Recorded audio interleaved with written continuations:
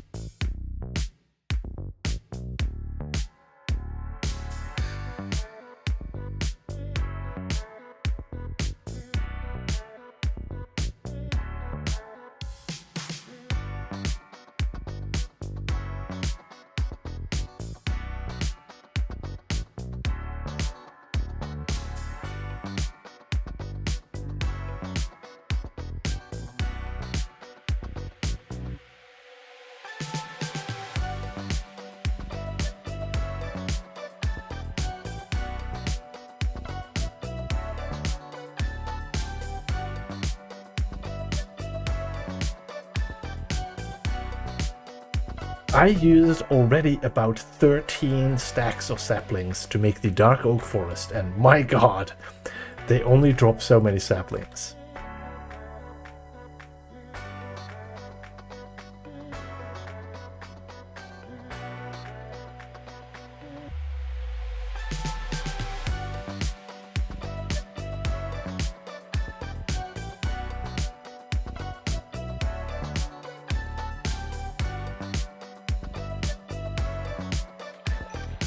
There we go, the first fish caught on the small pier. Let's go!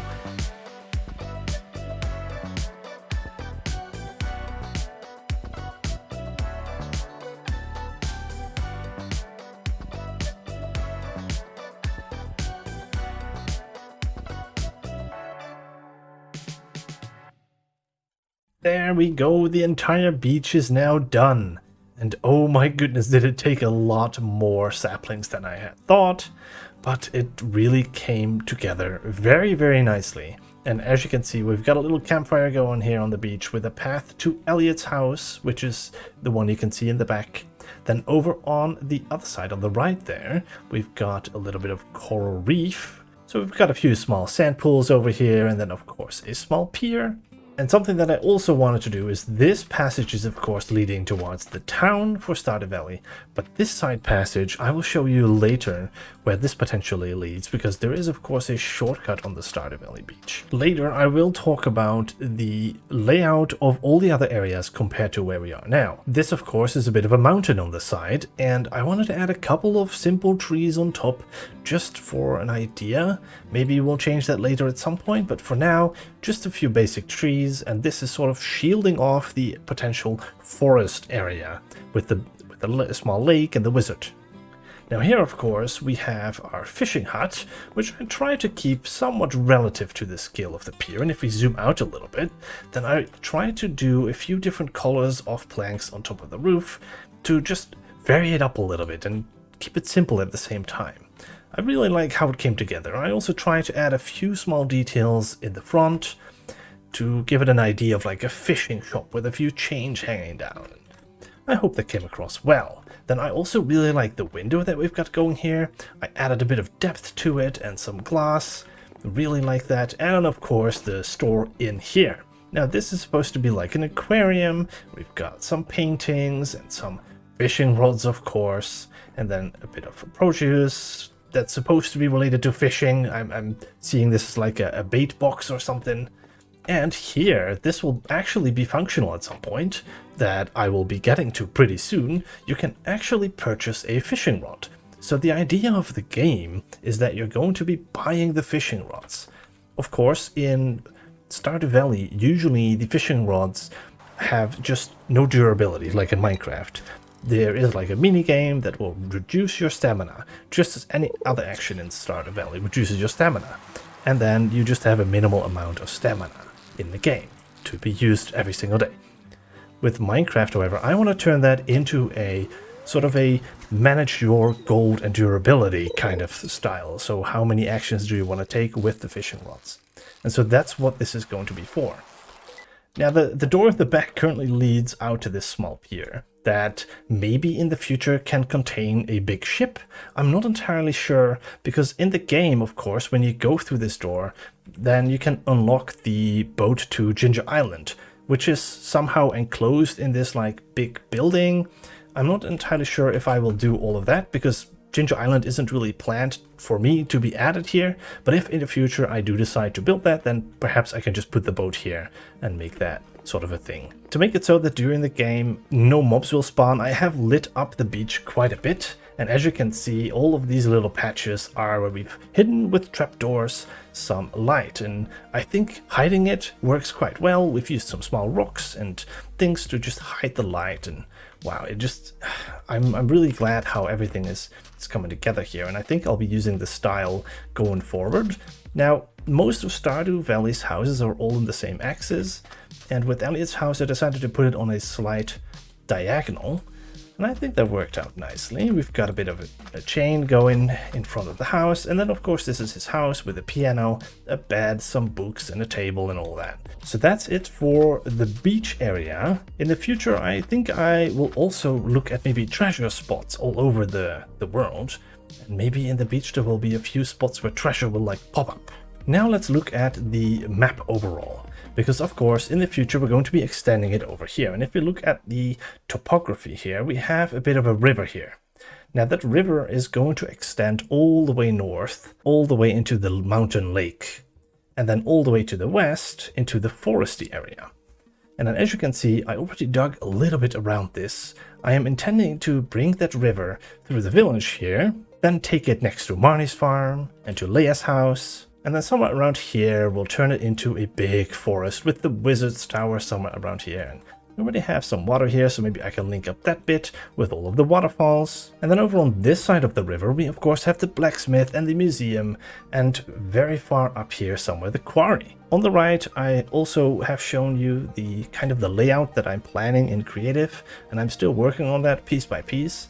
But next up I think we're just gonna keep going north, because I'm not exactly sure how big each building will be. So working from here to the north will just make sure that everything fits nicely. So that's what I'm going to be doing, just working north through the village. So next up, I think I will get to the bottom side of the village. So yeah, that's something that I'm very excited to, and hope you guys are excited as well. Let me know what you think. This is something that I'm going to be spending probably a lot of time on, and it's a very exciting project, especially with all of the working bits that I'm planning to do. And talking about the working bits, let's add the first one to the world, aka the fishing shop. Alright, the only thing missing from the fishing shop is being able to buy the fishing rod. So I moved this one over a little bit, and I'm going to add some redstone downstairs. So if I turn around with this door, the redstone is going to be done. And there we go, the redstone is done. I had already gathered some gold to be able to purchase this thing, so let's go ahead and give it a try, shall we? Alright, so we throw in 9 gold and we buy ourselves a fishing rod. And we wait a little bit, then we hear a ding, and then a fishing rod will magically appear. There we go. Now, to show a little bit of what's happening behind the scenes here, I've used some blue glass, which is hardly visible from the shore. You can see it, of course, if you squint and if you look for it. And then, of course, we have the hopper line to where the gold goes down. Then we are just basically using one of the old item lifts that is just pushing the block through all the items. I'm basically just using a small dropper here in the middle of the glass with a bunch of fishing rods stashed, and then we have a little bit of a shop here. Alright, in this crafter it checks the price, and in this crafter I have set the price, and then in this one it compares it to the actual price and sees if enough gold has been put in. When that's the case, you have made a purchase, and a fishing rod will be sent upwards through this item elevator.